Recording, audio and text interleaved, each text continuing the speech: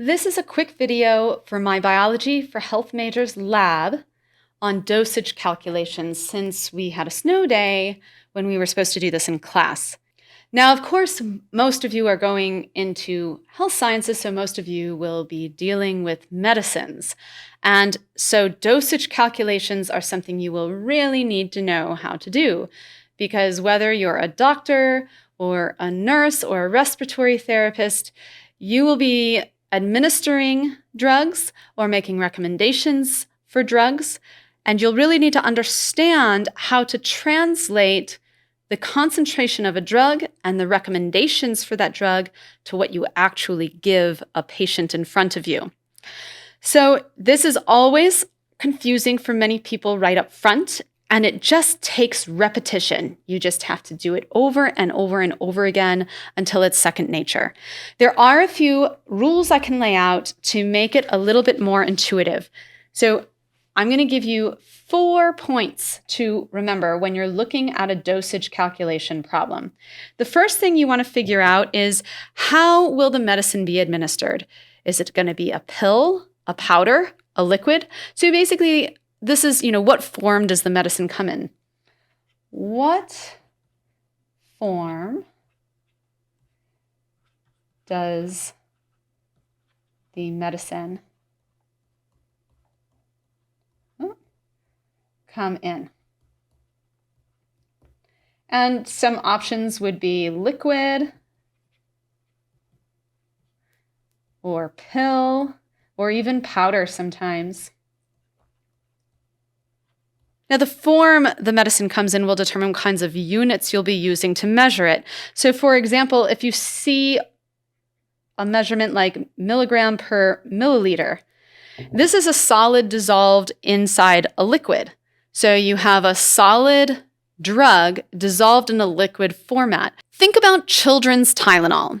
So you can buy children's Tylenol off the shelf, and it's in a liquid form.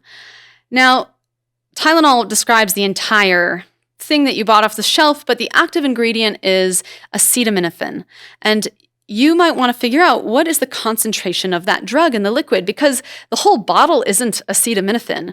It's acetaminophen dissolved in water with a whole bunch of preservatives and sugary things to make it palatable for the child, and a whole bunch of other stuff that's not the active ingredient itself. The concentration of acetaminophen will be listed in milligrams per milliliter. Milligrams of solid of acetaminophen per milliliter of liquid, which is, the whole conglomeration that we call Tylenol, right? Or a pill, you might see milligrams per pill, and that tells you how concentrated the active ingredient is there. Or you might see milligrams per milligram in powders.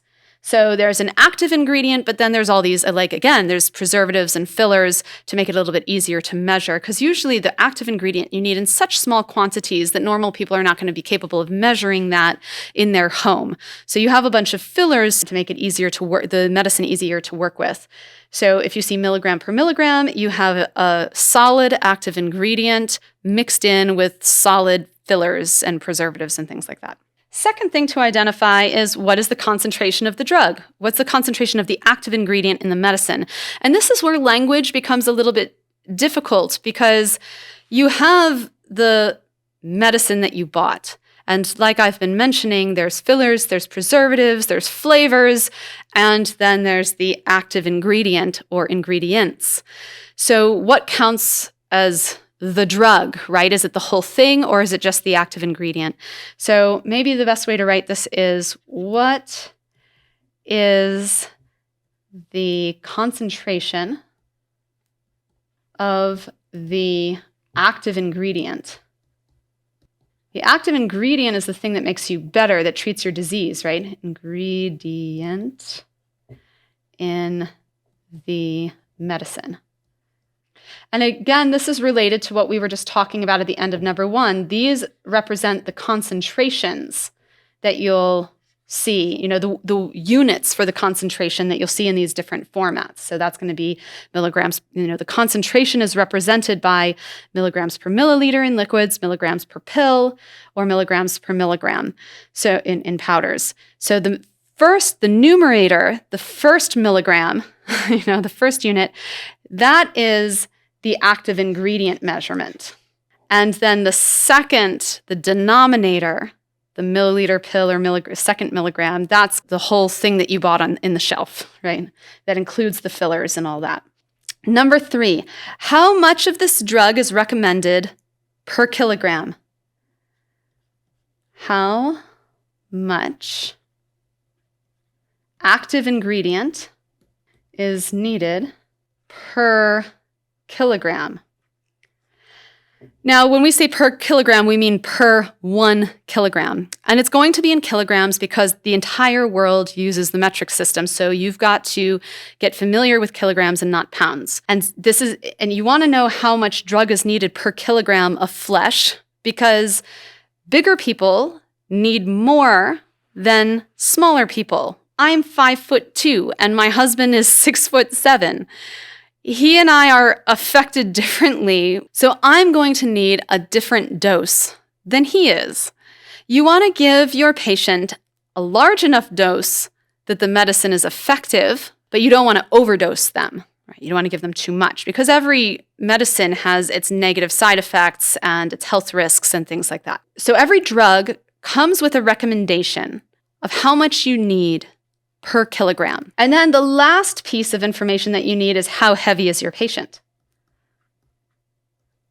In kilograms, of course. In kilograms. So you've looked up how much of this drug is needed per kilogram, but then you need to know how many kilograms is your patient to figure out how much of that drug to give them. So let's look at a specific example. Doxycycline is an antibiotic that we often give to pets if they have, Lyme's disease or many other infections. So let's look at doxycycline here. Make sure I spell it correctly. Doxycycline for pets. Doxycycline comes in a few different concentrations, and the size of your pet and the kind of infection will determine what the vet recommends. But one concentration you can get is 50 milligrams per pill. This means that doxycycline comes in 50 milligrams of active ingredient per pill. So you already know that doxycycline is coming in pill form, and now you know how much of the active ingredient is in each pill. And for those of you for whom math is a little bit far away, in the past, remember that this means per 1 pill, right? So if you had, if you were distributing cookies and you said 3 cookies per person, that means each person gets 3 cookies. So one person has 3 cookies and this other one person has 3 cookies, right? So if I say 50 milligrams per pill, you just assume that I mean per 1 pill, not per 2 or 3 or 4. And other information you'll often start with in dosage calculation problems is how much of the drug is recommended per kilogram.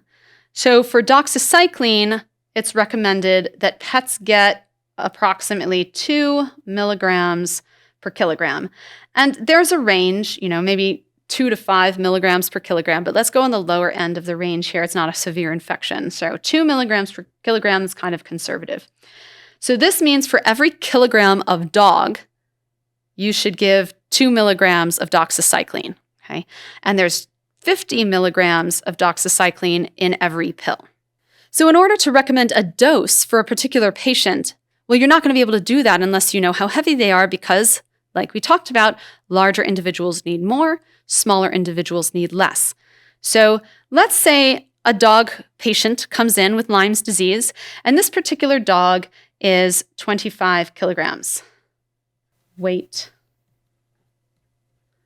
of the patient. This is the concentration of the active ingredient. And this is the recommended dose.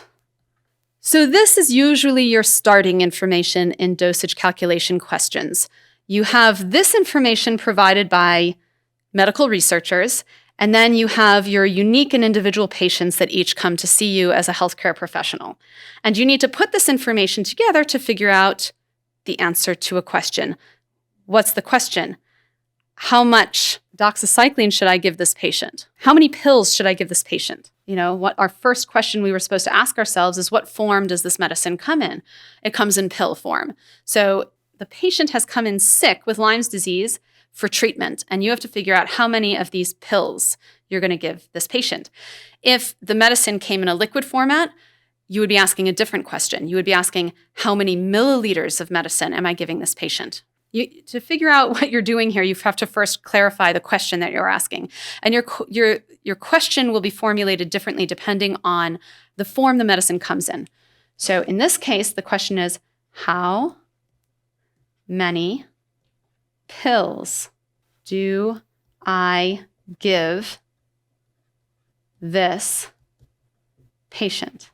And I should add that this is, the recommended dose. This is actually milligrams per kilogram per day. So we're working on a per day basis here. Most medicines are like that.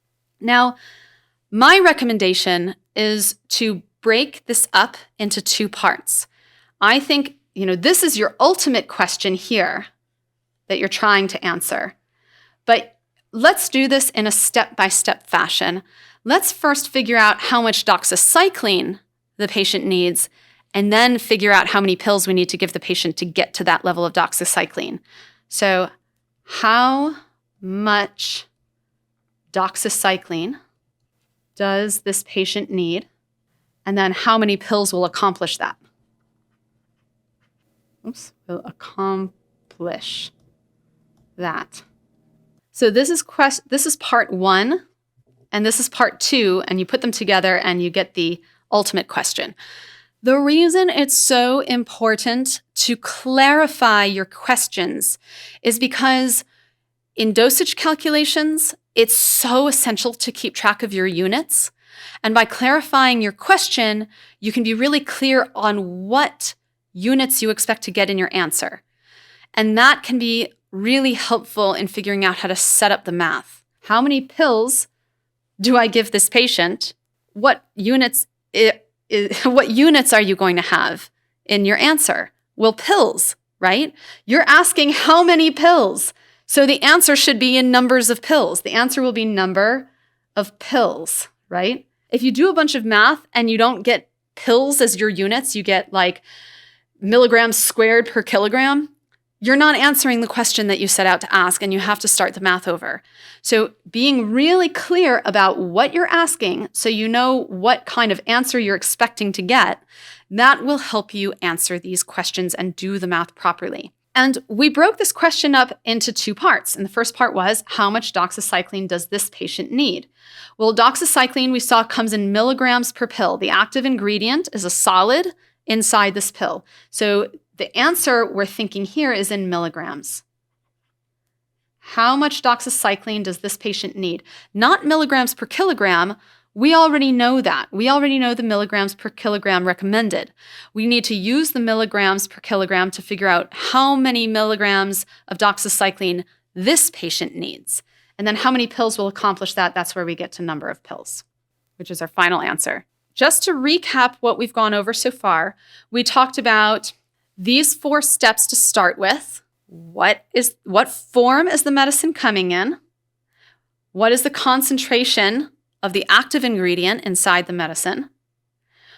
How much active ingredient is needed per kilogram? What's the recommended dosage? And how heavy is the patient? All right, so these are 4 pieces of information we really need to understand before we start anything. Otherwise, we're going to get confused and the math is going to be nonsense. Please take the time to figure out very clearly the answers to these 4 questions before beginning. Then we answer those questions. So I've done that here. I've answered all those questions. And I've figured out what my ultimate question is that I'm trying to answer. What do I give the patient? And specifically, how many pills do I give the patient? Because this is coming in a pill form. And if you need to, break that down into 2 parts. How do I know how many pills this patient needs? Well, first I have to figure out how much doxycycline I'm trying to get into their body in the first place, and then I need to figure out how many pills will accomplish that task. So let's focus on part 1. How much doxycycline does this patient need? Well, what was the recommended dosage? We had a recommended dosage of 2 milligrams of doxycycline per kilogram of dog. And I'll just write, you know what, I'll write dox here just so that we can be clear. 2 milligrams of doxycycline per kilogram of dog, okay? And now you need to know how heavy the dog is. So we're going to multiply here. So we have a ratio here. We need 2 milligrams of doxycycline for every kilogram of dog. And then we need to know how many kilograms of dog we have. Well, that is going to differ depending on your patient, but this patient in front of us was 25 kilograms. So I need to remind you of some basic math here. So this is just over 1, okay? The top in a ratio is a numerator, and the bottom is the denominator. I've divided by nothing, or I haven't divided by nothing because you can't divide by 0. I've divided by 1 because anything divided by 1 is just itself. 1 divided by 1 is 1. 5 divided by 1 is 5. 10 divided by 1 is 10. So I just want 25 kilograms here, and I don't want it to change it. I just want it to be itself, but I want it to look similar to the other side here. So I'm just dividing by 1, which means I haven't done anything to it. It's just itself. So in both of these situations, I have a numerator on the top, a denominator on the bottom, and that's division, and I'm multiplying them. Another reminder about basic math is that things that you find on the top and the bottom cancel out. And this is 25 kilograms of dog as well, right? Because this is the patient, which is a dog. So 25 kilograms of dog and kilograms of dog. The 25 doesn't cancel out, but the units do. The units do. So if you have kilogram of dog in the numerator and kilogram of dog in the denominator, they cancel out. Why? Because anything divided by itself is 1. 5 divided by 5 is just 1. So it's sort of like it doesn't exist in this equation anymore. So if you had a 5 divided by a 5, it would cancel out. If you have a kilogram divided by a kilogram, it cancels out. It just becomes 1. And when you divide by 1 or multiply by 1, you're not doing anything, because anything multiplied by 1 is itself. Anything divided by 1 is itself. So it just kind of disappears since we're just using multiplication and division. All right, so the only units left here are milligrams of doxycycline, but we have a bunch of numbers to multiply and divide. So we know now that our answer is going to be in milligrams of doxycycline, but we have 2 times 25. 2 times 25 is 50. Divided by 1 is still 50. So we've done the math. We've answered part 1. This is part 1 that we've been working on. How much doxycycline does this patient need? And I mentioned in the previous slide here, we expect an answer in milligrams, or more specifically, how much doxycycline does this patient need? We could expand that and be more detailed and say milligrams of doxycycline.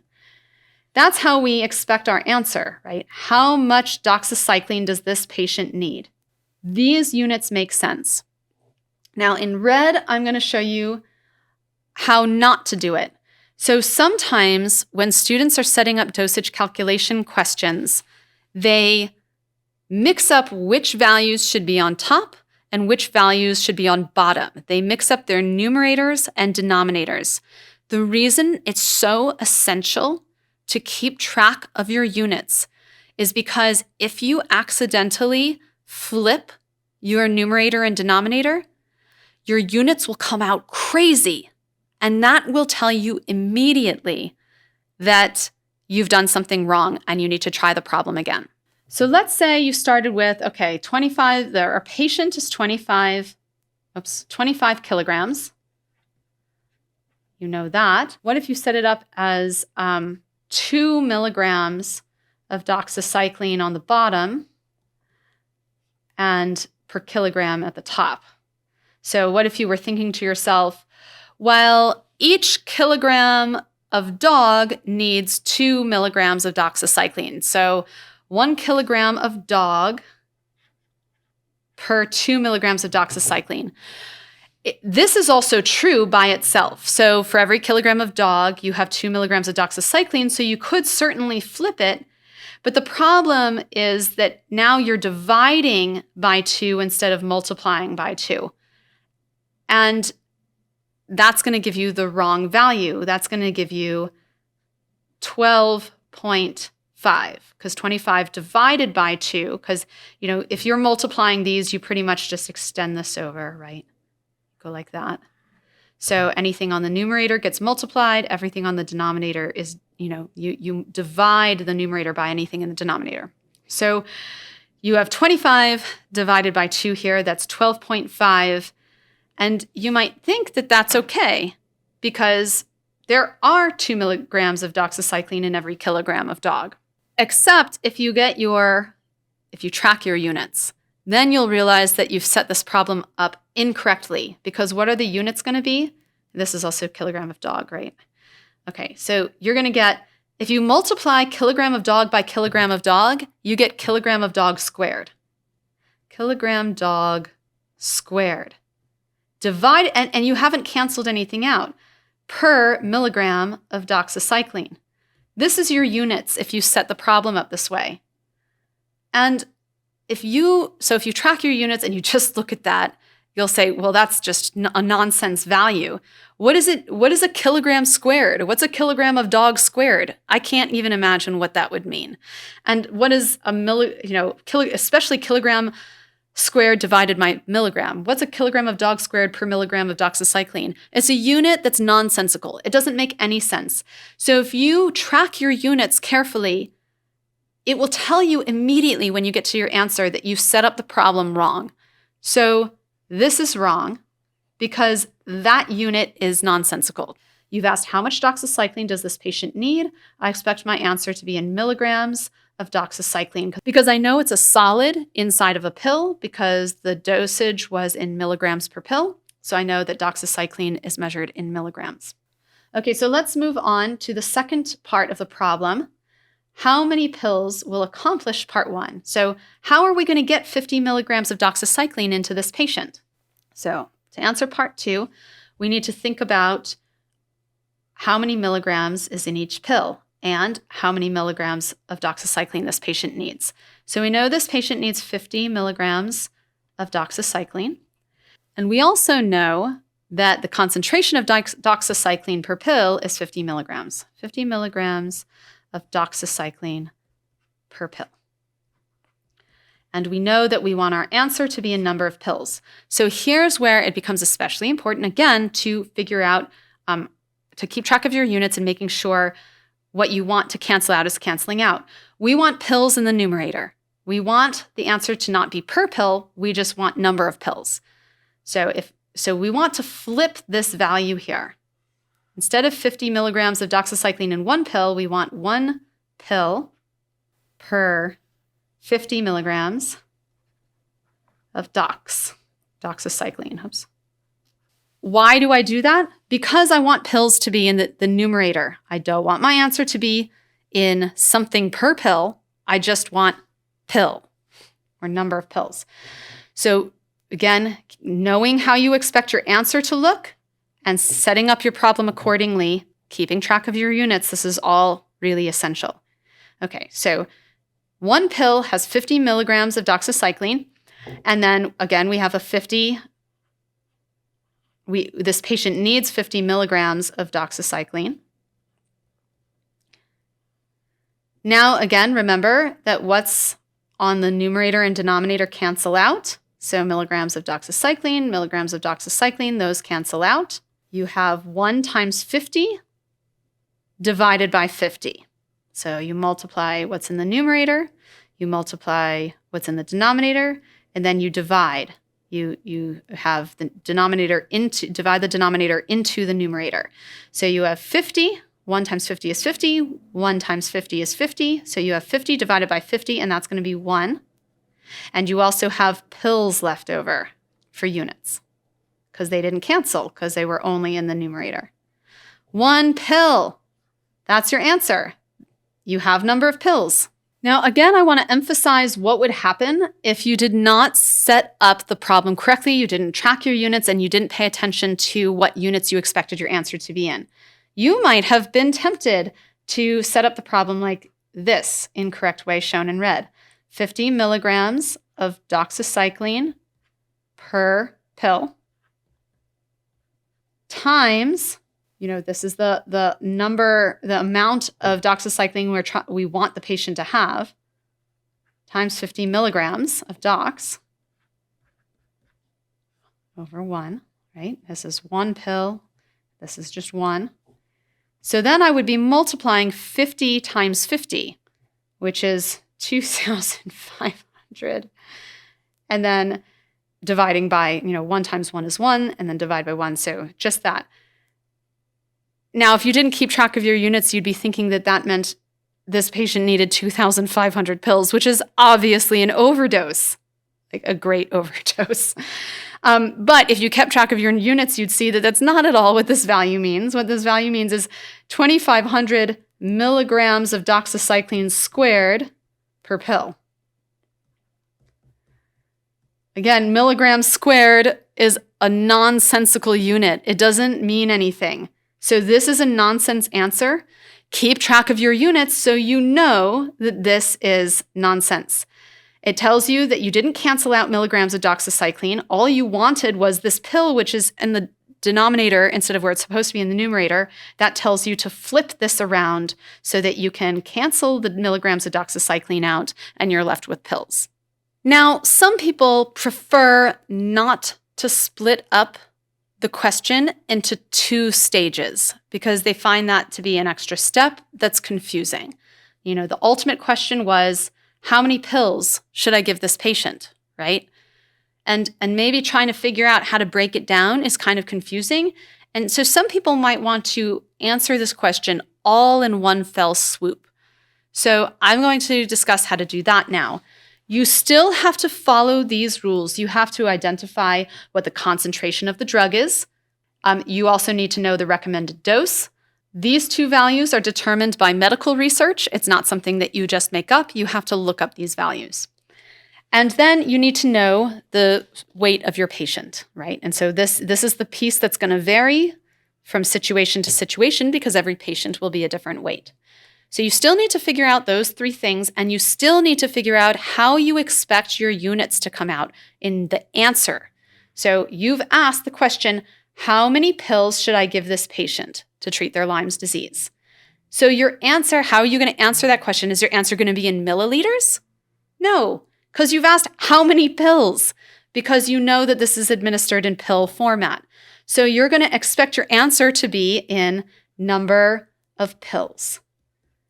So put A there for answer, is a number of pills. You still need to figure that out in advance so you don't mix up your units and set up your problem incorrectly. This is the only place in the information that I'm starting with of all the units that I'm working with here. I'm working with milligrams per pill, milligrams per kilogram, and kilogram.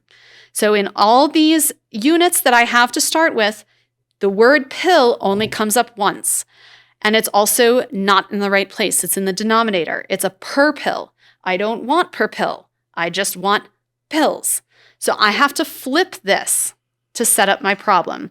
So let's start with that. Let's just start right off the bat, making sure I get pills in the numerator so that I get the answer that I'm looking for. This is 1 pill. Remember, this is 50 milligrams of doxycycline per 1 pill. You just assume that that's a 1. You can write it or not. It doesn't matter.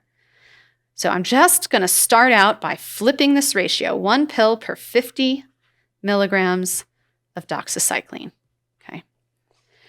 And then I go from there. I want every other unit to cancel, which means that if I have milligrams of doxycycline in the denominator, I need to put the next milligrams, I need to put milligrams of doxycycline in the numerator as well so that they cancel. So where else do I see milligrams of doxycycline? Here, in this one, 2 milligrams of doxycycline per kilogram of dog. So let's put 2 milligrams of doxycycline in the numerator. And then, of course, that number is per kilogram. I can't get rid of that yet, per kilogram of dog. I can cancel those now, those units.